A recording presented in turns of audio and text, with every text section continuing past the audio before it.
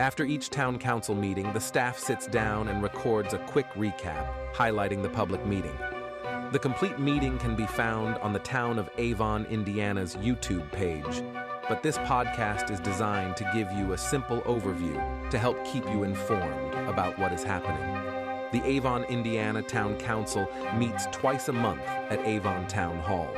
A full schedule of their public meetings can be found online at avonindiana.gov. Hello, Town of Avon. I am Angel Gino-Gino, the MarComm specialist here at the Town Hall.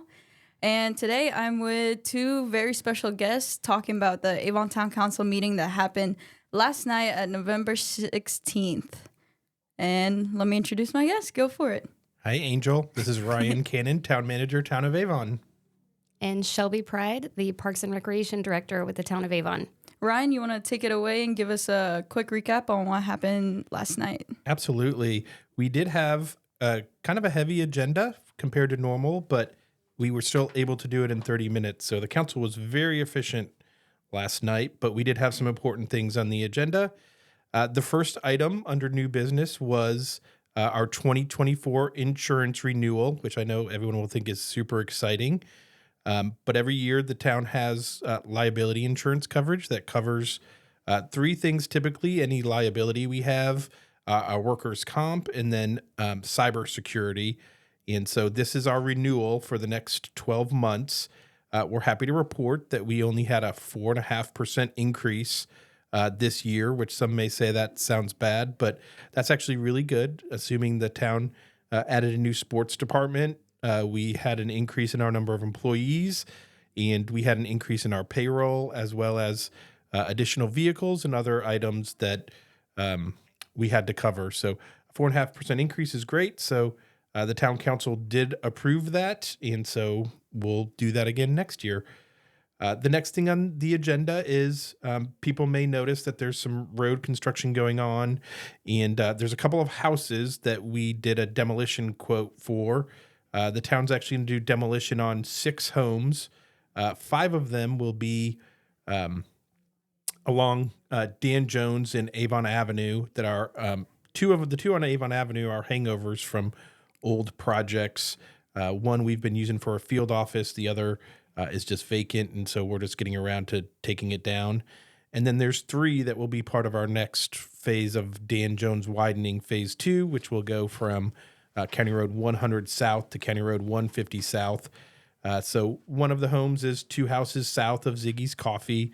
The other one is, I believe, 2 houses south of Hollowbrook West.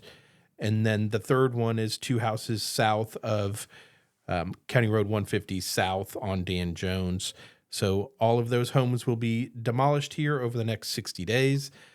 The one other one is our Parks Department bought a new park property, and there is a home on there, and it's in the way with our future park planning efforts. So we're going to demolish that as well.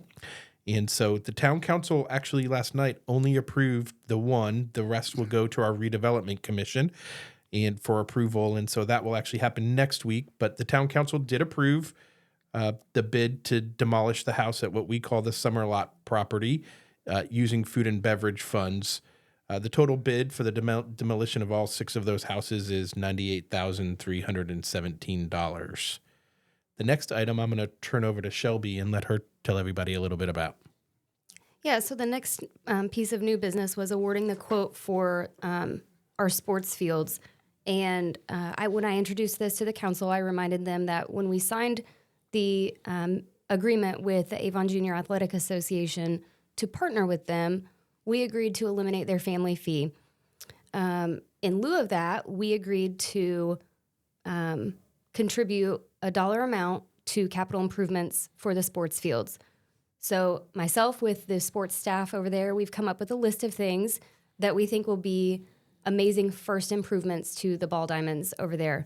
One of which is what this was on the agenda for last night, was awarding a quote for concrete to build a concrete slab so that people will have a place to gather and sit and enjoy concessions in between games or after a game. You know, the whole team can come sit down over there and enjoy each other's company, or families have a place to sit and gather. So I took that to council last night. They approved the quote to Manning Concrete for $11,000. Thank you, Shelby. The next item on the agenda, Angel, was a tax abatement for Avon Landing Phase 2. For those of you who don't know, Avon Landing is on the Ronald Reagan Parkway, just north of County Road 200 North. There's currently a 300,000 square foot building there, just on the west side of Ronald Reagan. So for those of you looking for where this is, Phase 2 of the development is actually has 2 additional buildings, both under 400,000 square feet. And the developer of that project would like to start those 2 buildings. And so they have requested a tax abatement from the town. In this one, they have done something a little unique. There is an opportunity for a build to suit, meaning that there could be a tenant eventually. And if there is, they've asked for a tax abatement for a larger building that could be up to 800,000 square feet. So the tax abatement process is actually a 2-step process. The first step is this ERA designation, which is the step we took last night, which means the town council just identifies that the area is eligible for a tax abatement. And so then the next step is we'll do a public hearing, and we'll do that on December 7th. And then at that point, after the public hearing, the council will make a decision on whether they want to establish a tax abatement for that property. Now, I may take this opportunity to educate people a little bit about a tax abatement and how that works. I know that sometimes people think it's bad for us to give tax abatements, but this project's a really good example. As part of the tax abatement process, they actually have to provide financials to the town on the economic impact of the tax abatement. So in this situation, over the next 10 years, if the land stayed the way it is, it would only pay $16,000 to the town of Avon for property taxes. Actually, not even the town of Avon, all taxing entities in Washington Township, so including the schools, the town, the township, the county, and the library. If these buildings are actually built, it will generate $15 million of assessed or actual tax payments to the taxing entities over a 10-year period. And so what the tax abatement does is it abates about half of the value of that. So this tax abatement, they would end up not paying about $8 million, and then the taxing entities would get about $8 million over the next 10 years. So this is the value of a tax abatement, is you would never get the value of that investment in that tax growth if the town were to not approve or support tax abatements. So while some people may think they're bad, they're actually a great tool in encouraging development in our community that has a significant impact on all the taxing entities, just not the town of Avon, and certainly helps our schools and our township and our county and library as well. So the town council did approve that first step, the ERA designation. And so if you have more interest in it, please come to the public hearing on December 7th. The next item was another resolution. And in order for the town to acquire any property, the town council has to pass a resolution of interest. So the town has been approached by a property owner who has expressed an interest in selling some land to our parks department. So the town council considered that last night and actually gave us approval to pursue basically just negotiations at this point and to do appraisals. And so we are going to move forward with that and see if that is something that we can forge forward with the property owner. So that was approved as well. We did have a few ordinances on the agenda as well. They were all introductions, so I'll maybe do a little bit of a briefer description on those. But we did hold a public hearing on what's called an additional appropriation. And again, kind of like the tax abatement, this is one of those things that may be confusing to people. But over the year, the town receives revenue. It may be from grants, it may be from donations, whatever it may be. And so the council has to appropriate that money to allow the departments to spend it. So I'll give maybe a simple example.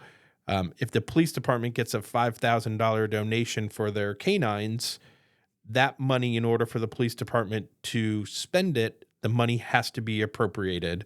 And so that's what this process is. And the town received almost $2 million basically in grant funds and other things. And so this additional appropriation appropriates that money and allows the town to be able to spend it. It has no impact on taxpayers because it's all revenue that the town brought in that we didn't necessarily expect. So it does not impact anybody's tax rates. It does not mean you're going to pay more in taxes just because the town did an additional appropriation. So that was an introduction, and we did hold a public hearing. We had no residents who got up and spoke about it. So if you have any questions about that, feel free to join us on December 7th. And then the last two, I'll talk again a little bit more briefly about. Every year, the law actually requires that the town council establish a holiday schedule for our staff, which means these are days that were closed for the holidays. And so we did an introduction of that. We do have 13 paid holidays a year, and that has been left the same, and we're proposing the same for the 2024. And then the last one is our 2024 salary ordinance. And this is one that the law actually requires that the town council adopt a maximum salary for all employees of the town. And so all of that goes into the salary ordinance, as well as any information about benefits and any perks that are provided to our employees. So this was introduced as well. Everything in there is consistent with our budget. And so this is kind of the first step. And again, the town council needs to adopt a salary ordinance before the end of the year. And I think that was it, Angel. I think it almost took me longer to describe it all than the meeting took. So That was a lot of information. it was a lot. Sorry about that. No, you're good. So typically in these podcasts, we usually ask questions, but Ryan, I think you did a great job of explaining everything. I was going to ask you what a tax abatement was, how the process went, but you knocked it off. Oh, sorry, Angel. I stole your thunder. Yeah, you did. So to switch gears here, we want to thank, on behalf of Avon Town Hall family, we want to thank everyone who participated in our partnership with the MLM Community Pantry during our Thanksgiving back event. It was, I'd say, a huge success. It was a huge success. It was really cool. It was a great idea. And thanks to everyone in the community who helped drop off food and support, again, those in our community who are less fortunate than us. It was really awesome, and appreciate that to the staff and our community both for participating in that. Yeah. I think they said that last night they served 160 families, which was a record number for them. Wow. And it was That's awesome. the day after we did our Thanksgiving That's back crazy. event. You hear that, Town of Avon? You guys are awesome. Way to go, town residents. Way to go. If you are looking for other ways to serve here in the town of Avon, we're actually doing social media posts about the boards and commissions. There's some seats available. If you're interested, please visit avonindiana.gov/serve. Again, that's avonindiana.gov/serve. And then don't forget, on December 2, on Saturday, is a Christmas tree lighting. It will be from 4 to 6 p.m. Shelby, you want to add anything on to that? It's going to be a great event. We're hoping for great weather. We've got a lot of fun activities planned, and Santa will be here. Woohoo! Love Santa. We love Santa. All right, to end this off, Ryan, what are you thankful for? I am thankful for all my incredible staff that works so hard and does such an incredible job. I'm very thankful for all of them. They make my life easy. Shelby? I'm thankful for my job, for the people I work with, and my family. I have 4 kids, and we're gearing up for the holiday season, and it's my favorite time of year to be, really involved with my kids and see the looks on their faces during that holiday season. I love it. Sorry, Cannon family. I am thankful for you as well. Might not have a home to come home to. Yeah. Sorry, honey. All right. Angel, what are you thankful for? I'm thankful for the Gino-Gino family, of course. Thankful for these kind-hearted people that I work with every single day. They make my life easy, and I love seeing them every morning, even though I am not a morning person. We know. But I'm just super thankful for all the blessings and more blessings to come for everyone. So, all right, we'll see you all next one. Bye.